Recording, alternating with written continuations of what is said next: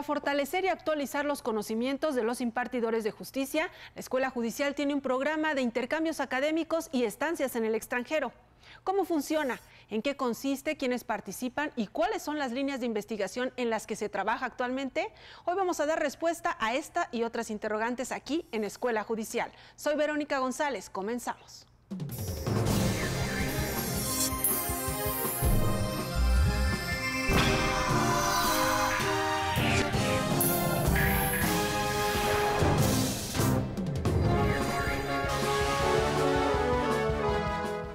Para compartirnos sus experiencias como parte de este programa de intercambio académico, está con nosotros el doctor Emiliano Carretero Morales. Él es profesor de Derecho Procesal, subdirector del Máster en Mediación, Negociación y Resolución de Conflictos en la Universidad Carlos III de Madrid, y nos da mucho gusto, es un honor que nos acompañe.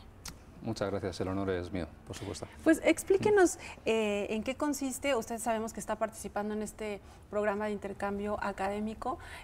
¿Cómo le hizo? ¿Cómo se está dando este programa de intercambio? Bien, pues la verdad es que la experiencia de momento está siendo altamente satisfactoria.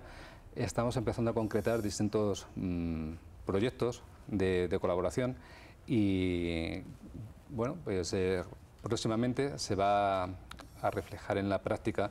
Hemos estado de momento manteniendo distintas reuniones con responsables del instituto y la idea es, bueno, pues colaborar tanto en el ámbito académico propiamente dicho como en el ámbito también de investigación. De hecho, bueno, pues próximamente vamos a hacer unos cursos de formación aquí en el Instituto de la Judicatura Federal sobre métodos alternos, que es el objetivo, digamos, o mi ámbito de investigación. Y también en el marco del proyecto de investigación tenemos previsto elaborar un artículo recientemente, próximamente, mejor dicho, perdón, sobre el tema de métodos alternos, su situación actual y una especie de comparación o estudio comparativo entre qué se está haciendo aquí en México y lo que estamos haciendo en España. La idea es compartir conocimientos, experiencias, ideas y fortalecer esta relación interinstitucional. Bien, ya nos dio un panorama amplio. Ahora vayamos como punto por punto de todo esto que nos menciona. Y primero díganos cuánto tiempo dura esta estancia. Pues 3 meses. Llegué en el mes de febrero y voy a estar aquí hasta primeros de mayo, que ya regreso a Madrid. ¿Por qué es interesante para un especialista, para una persona que ha estudiado el derecho en España, venir a hacer esta investigación acá a México? Bien, aquí en México están realizando cosas en el ámbito de los métodos alternos francamente interesantes. De hecho, bueno, pues los métodos alternos se encuentran expresamente contemplados en la Constitución, en los artículos 17 y 18, cosa que, por ejemplo, no tenemos en nuestra Constitución. No existe, sin embargo, por ejemplo, pues una ley federal a nivel nacional que hable de los métodos alternos, salvo en materia penal, donde sí existe, pero por ejemplo en materia civil y mercantil o en materia de familia no existe una ley nacional, como sí tenemos en España, pero luego, por ejemplo, la mediación sí se encuentra institucionalizada. Aquí forma parte, digamos, del sistema de administración de justicia. En España, por ejemplo, todavía no tenemos esa institucionalización de la mediación y es una cosa que me parece muy interesante. Aquí, en el Centro de Justicia Alternativa de Ciudad de México, no solo en el de Ciudad de México, sino en el resto de centros de justicia alternativa que existen por todo el país. De hecho, creo que solo 3 estados, que son Guerrero, Sinaloa y Morelos, no tienen centro de justicia alternativa. Y estos centros de justicia alternativa no existen como tal en España. Para mí es un modelo ideal, es un modelo perfecto. Entonces estaba muy interesado en conocer el modelo y el funcionamiento de estos centros de justicia alternativa y también un poco la percepción desde el ámbito estrictamente judicial sobre los métodos alternos de solución de justicia, de solución de conflictos. Eso es. Nosotros venimos, como usted sabe, de esta transformación del sistema de impartición de justicia penal, y aquí en México ahorita estamos como en ese proceso de cambiarnos el chip, dicen, ¿no? Para que no estemos concentrados o no estemos esperando que siempre el castigo, la cárcel, sea lo que resuelva el problema. A propósito de este estudio que usted lleva de la mediación y de la forma de solucionar los conflictos de manera distinta. Allá en España, usted en su experiencia, ¿es real? ¿Sí es posible que los conflictos, que una sociedad resuelva sus conflictos sin enviar a las personas a prisión?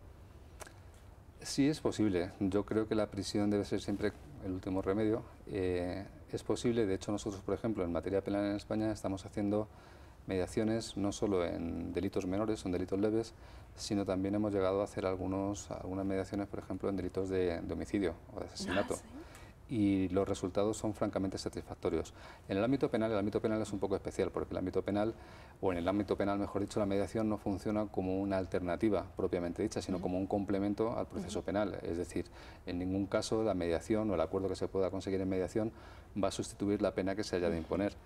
Sin embargo, sí que está produciendo efectos terapéuticos muy importantes. De hecho, en algunos supuestos también puede suponer de ser cumplido el acuerdo reparatorio que se alcance en un procedimiento de mediación, puede suponer la aplicación de atenuantes de la pena que pueden llegar hasta la rebaja de 1/3 de la condena a imponer o la sustitución de la pena privativa de libertad por medidas en beneficio de la comunidad, por ejemplo, con lo cual, bueno, pues se evitaría que en este caso el infractor o el victimario entre en prisión. Y una cuestión fundamental, que es la atención a la víctima, que siempre ha sido la gran olvidada del proceso penal. En ese sentido, las víctimas que están pasando por todos los procedimientos de mediación sí que nos muestran sus agradecimientos, sobre todo por darle la posibilidad de ser oídas en el proceso penal. El proceso como tal, no ofrece dicha posibilidad a las víctimas, y estas, como les estaba comentando, bueno, siempre han sido las grandes olvidadas del proceso penal. Mucho se ha hablado y se ha escrito sobre la victimización secundaria. Las víctimas son víctimas en primer lugar del delito y luego del propio sistema, del propio proceso. En este caso la mediación les da ese protagonismo que el proceso les había privado. ¿Cómo observa usted en los estudios que está realizando en cuanto a cuánto tiempo nos va a tomar acá en México poder ya dar como ese brinco, ¿no? Ya se implementó, ya está en marcha, pero cuándo vamos a empezar a ver como sociedad que está funcionando el sistema? Bien, cuesta, es difícil. También nos está costando en España y en el resto de países de Europa, incluso en Estados Unidos, que digamos un poco el referente, puesto que fue el primer país que empezó a trabajar con los métodos alternos de solución de conflictos o de controversias. Está costando. Yo creo que las ventajas, las bondades son evidentes y todo el mundo las percibe, pero cuesta. Este cambio de paradigma, este cambio de mentalidad cuesta no solo en la propia sociedad, sino también en los operadores jurídicos, en los jueces, en los abogados, en todas las personas que nos dedicamos al ámbito del derecho. Bueno, pues hay que tener en cuenta que casi todas las ciencias han avanzado muchísimo, sin embargo el derecho va mucho más despacio que otras disciplinas. Seguimos haciendo el derecho como en el siglo XIX en muchos casos, ¿no? Y yo creo que tenemos que intentar dar ese salto, ser conscientes de que existe una tutela jurídica y una tutela jurisdiccional. La tutela jurisdiccional es fundamental, los tribunales tienen que estar ahí, pero la tutela jurisdiccional forma parte de la tutela jurídica y la tutela jurídica se puede alcanzar implementando otras nuevas vías o fórmulas de resolución de conflictos que van a ofrecer una mejor solución, en este caso, a muchos problemas de los ciudadanos. Yo, en muchas conversaciones que he tenido con jueces en España, siempre he recibido la misma crítica recurrente, y es que los jueces se quejan de que hay muchos asuntos que llegan a los tribunales. La carga de trabajo. Y no deberían haber llegado. Existe un estudio desde hace ya bastantes años de GEME, del Grupo Europeo de Magistrados por la Mediación, que establecía que en el ámbito civil, por ejemplo, solo un 15% de los asuntos que entran en los tribunales encierra verdadera controversia jurídica. El resto, es decir, un 85%, se podría resolver utilizando mecanismos alternativos. Y no desgastar a todo el sistema. Vamos a hacer una pausa, doctor, y regresamos con este tema que mencionaba usted, de que aparte del cambio de chip de la sociedad, tiene que ver con la formación de los jueces, ¿no? Y aquí es donde entra el Instituto de la Judicatura Federal en la capacitación y en la formación de los impartidores de justicia. Vamos a la pausa y regresamos con este tema. Perfecto. Vamos a la pausa, no le cambie, estamos en la Escuela Judicial, regresamos con más. Regresamos.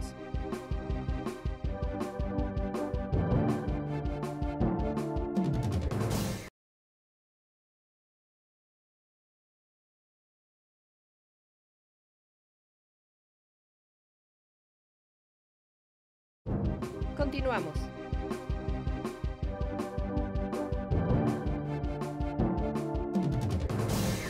Echemos un vistazo a las actividades académicas del Instituto de la Judicatura Federal y regresamos con el tema de hoy, intercambios académicos y estancias en el extranjero.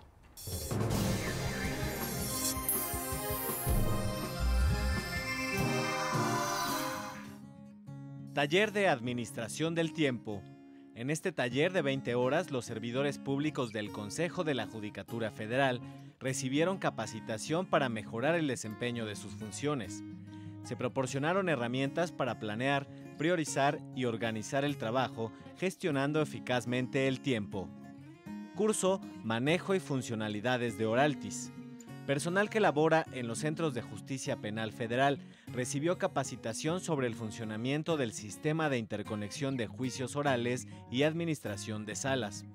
El sistema de videograbación Oraltis se utiliza para obtener grabaciones de audio y video en alta calidad de cada una de las audiencias que se realizan en los centros de justicia. Curso virtual de ortografía. Más de 1.500 servidores públicos recibieron capacitación sobre gramática y reglas ortográficas. El objetivo es desarrollar habilidades necesarias para materializar las ideas con precisión y claridad en sus escritos. Ya estamos de regreso, seguimos conversando con el doctor Carretero sobre este tema del intercambio académico y su especialidad, que es esto de la solución de conflictos a través de la mediación, soluciones alternas, ¿no? Le llamamos aquí en México. Pero antes de seguir con el tema, que está muy interesante, cuéntenos como un día, ¿no?, de un investigador aquí en el Instituto de la Judicatura Federal. ¿Cómo organiza? ¿Qué actividades tiene? Bien. Pues fundamentalmente mi trabajo hasta la fecha ha sido ir hablando con los distintos técnicos y responsables del Instituto de la Judicatura Federal para ver los programas que tienen implementados y un poco también de cara ya al programa del próximo curso, bueno, pues cuáles son sus líneas de actuación. En este sentido me han pedido colaboración para apoyarles en el diseño curricular de distintos programas de formación. Existe un interés evidente, que me parece fantástico además, por parte del Instituto de la Judicatura Federal, de implementar los métodos alternos como una parte, digamos, si no troncal, muy importante en los distintos programas de formación. Yo creo que es básico. Yo creo que para que la mediación realmente funcione y pueda demostrar y pueda desplegar, digamos, todas sus ventajas en la sociedad, es fundamental que todos los operadores jurídicos tengan cierto conocimiento en materia de mediación y métodos alternos de solución de controversias.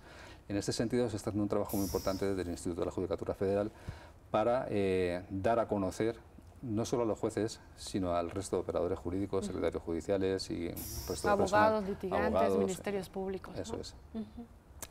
¿En qué consisten estos métodos alternos y cómo pueden utilizarlos? No tenemos que confundir esta formación, es decir, los jueces no tienen que formarse en métodos alternos ni en mediación para ser mediadores, su trabajo es otro, es diferente, pero sí que tienen que aprender a convivir con la mediación, a saber cómo utilizarla y a saber manejar las ventajas que realmente esta le puede ofrecer.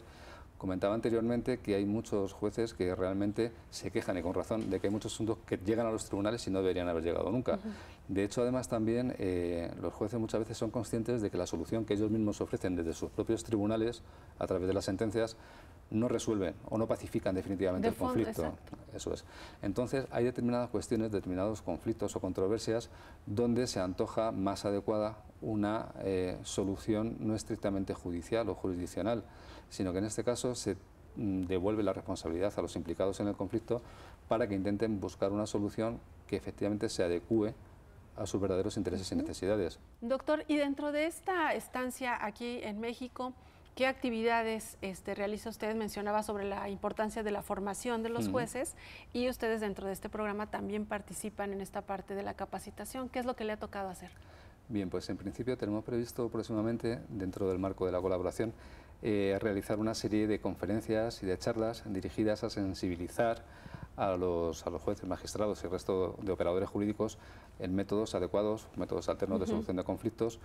Y básicamente estas charlas introductorias lo que pretenden es dar a conocer las ventajas, las bondades, los principios, características y cómo o cuál ha de ser el papel de los jueces y del resto de operadores jurídicos con los métodos alternos de solución de controversias. En ese sentido, como le decías, tenemos previsto pues realizar distintas charlas para sensibilizar y despertar o suscitar el interés de estos operadores jurídicos en los métodos alternos de solución de controversias. Y luego también la idea es incorporar módulos específicos sobre métodos alternos de solución de conflictos en distintos programas que se están haciendo desde el Instituto de la Judicatura Federal. Le comentaba que en algunos casos se estaba planteando que fuese una parte troncal de estos distintos programas de formación y en otros, bueno, pues simplemente que se haga alusión de alguna forma, eso es, que de alguna forma pues se explique a los jueces y magistrados cuál ha de ser su papel en relación con los métodos alternos de solución de controversias. El papel del juez es fundamental. El juez tiene un papel decisivo para que la mediación y el resto de métodos alternos de solución de controversia funcione, los jueces tienen que implicarse. Si no, no funciona, al igual que los abogados. ¿Qué le va pareciendo estos días que ha estado aquí en la escuela judicial, los métodos de enseñanza que aplica? Y me surgía la duda o la idea, ¿cómo se capacitan allá en España? ¿Tienen también su escuela judicial? ¿Qué experiencias ha traído usted acá? Bien, en España ya desde hace bastantes años en la escuela judicial existen módulos específicos de formación tanto inicial como de formación continua para jueces y magistrados en materia de mediación. Lo que se trata o de lo que se trata con estos módulos específicos de formación en materia de mediación no es que los jueces sean mediadores, como decía, no es su papel. Efectivamente, no es su papel, sino que sepan cómo trabajar con la mediación. Es decir, lo que se trata es de capacitar a los jueces y magistrados para que conozcan en qué consiste la mediación, qué asuntos en su tribunal entienden ellos serían susceptibles de ser mediados, y de hecho ya hay muchos jueces que trabajan y trabajan muy bien. Son los que van a analizar los conflictos que tienen dentro de su tribunal y en función de la naturaleza y circunstancias del conflicto van a determinar cuáles obtendrían o podrían obtener una mejor solución fuera del ámbito estrictamente judicial. Y son los propios jueces los que invitan a las partes a acudir a esta sesión informativa de mediación. Como le digo, bueno, existe esta formación específica. Todos los jueces y magistrados que salen ahora mismo de la escuela judicial ya salen con conocimientos de mediación, porque son módulos obligatorios en materia de formación inicial. Pero luego también, periódicamente, se realizan módulos de formación continua en métodos alternos, impartidos por mediadores, abogados. ¿Y qué respuesta ha observado usted en los cursos que le ha tocado ya impartir o en las charlas que ha tenido corto, digamos, con jueces y magistrados mexicanos? Bien, pues en principio con los magistrados mexicanos no he tenido la oportunidad todavía de hablar con muchos de ellos, simplemente con los del Instituto de la Judicatura Federal, y me consta el interés, es evidente. Y yo creo que básicamente el principal problema de la mediación es que genera cierta suspicacia o algunos recelos por su desconocimiento. Hay muchos colectivos, por ejemplo los abogados, que entienden que la mediación puede suponer una amenaza a su labor profesional, que le puede quitar trabajo. Bien, yo creo que es un error. Quita clientes. Claro, yo creo que es un error. Yo creo que la mediación y los métodos alternos no son una amenaza, sino son una oportunidad. Tienen que saber cómo trabajar con ellos porque la labor del abogado, digamos, es facilitar a su cliente la mejor solución posible. Ellos mismos los pueden encaminar hacia un centro de mediación. Y el cliente va a estar encantado. Si el cliente, en definitiva, no quiere que el abogado le gane el juicio, lo que quiere es que le resuelva el problema. Exacto. Y si le resuelve el problema y para ello... Y de fondo. Eso es. Y para ello le ahorra todos los costes que supone afrontar un procedimiento judicial, no solo temporales, económicos, sino también emocionales. El cliente va a estar encantado. Con los jueces pasa lo mismo. Con los jueces también, al principio, los jueces que no conocen en profundidad la mediación y los métodos alternos suelen mostrarse ciertamente recelosos al principio hasta que lo conocen. Hasta que los conocen y saben cómo utilizarlos y saben las ventajas que realmente les puede reportar. En ese sentido pierden ya todo el miedo y son los más proclives, en este caso... A recomendarlo. Eso es, a recomendarlos. Muy bien. Vamos a hacer una siguiente pausa y regresamos con las conclusiones de nuestra charla. Perfecto. Vamos a la pausa y de regreso también le tenemos la agenda de la Escuela Judicial, así que no se vaya, regresamos con más. Regresamos.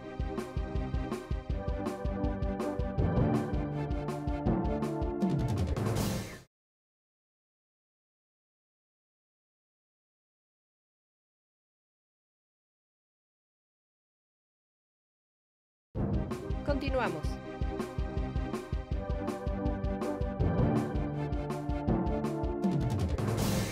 Antes de pasar a las conclusiones sobre el tema de hoy, intercambios académicos y estancias en el extranjero, vamos a echar un vistazo a los eventos que tiene programados para los siguientes días el Instituto. Tome nota.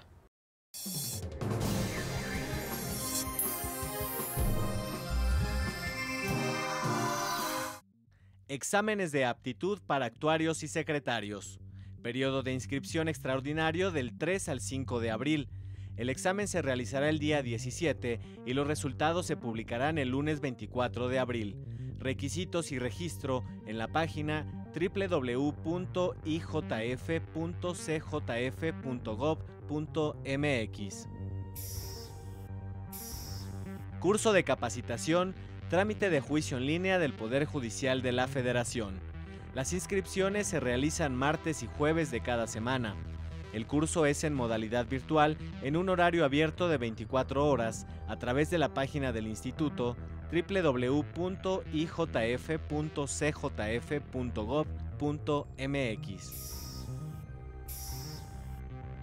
Presentación del libro Las mujeres que se aman demasiado. Gabriela Torres Moroso, autora de la obra, ofrecerá una conferencia el miércoles 5 de abril en el auditorio del Instituto de la Judicatura Federal. Estamos en la parte final del programa conversando con el doctor Carretero Morales sobre este tema de la solución de conflictos alternos, soluciones alternas en los conflictos. Ya nos decía, no solamente puede ser en materia penal, ¿no? Se puede dar en otras materias. Y a propósito de su estancia aquí en nuestro país, ¿cuáles son las líneas de investigación? ¿No? Ya nos decía, participa en algunas conferencias y todo, pero en la parte de investigación, ¿qué es lo que se está haciendo? Bien, en la parte de investigación tenemos previsto también hacer alguna publicación. En principio, bueno, la idea es próximamente sacar un artículo un poco sobre el papel del juez en la mediación, en los métodos alternos, y luego la idea también es hacer una pequeña monografía, ya un trabajo un poquito más amplio, donde se desarrolle este primer artículo que vamos a avanzar sobre cuál es el estado actual de los métodos alternos de solución de conflictos en México, qué líneas de actuación se podrían seguir para intentar mejorar o difundir o ayudar a implementar de forma más adecuada estos métodos alternos, y sobre todo también esta investigación va dirigida al papel de los magistrados, que yo creo que, como le comentaba anteriormente, son claves en todo esto.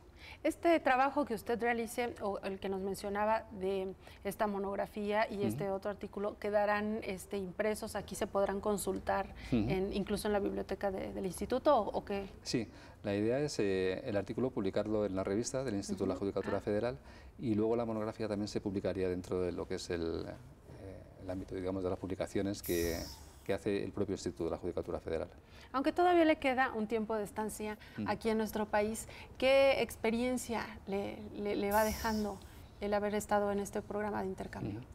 De momento fantástica, estoy aprendiendo muchísimo, era la idea. Yo venía aquí, bueno, pues a intentar aprender y compartir conocimientos, experiencias, aportar un poco también, bueno, pues mi experiencia profesional en este ámbito desde hace ya pues casi 15 años trabajando en todo esto.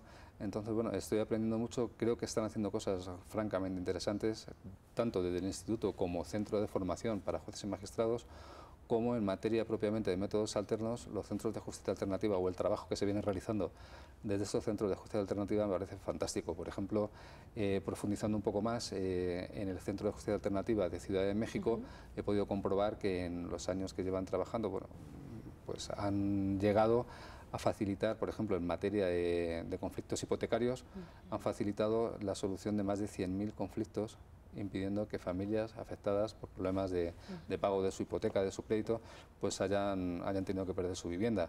O, por ejemplo, también el fabuloso trabajo que están haciendo en materia de mediación familiar, en materia de mediación civil y mercantil, cómo han ido creciendo, cómo empezaron con un pequeño elenco de mediadores pertenecientes al Centro de Justicia Alternativa y ahora han incorporado también a mediadores privados. Me parece un trabajo estupendo.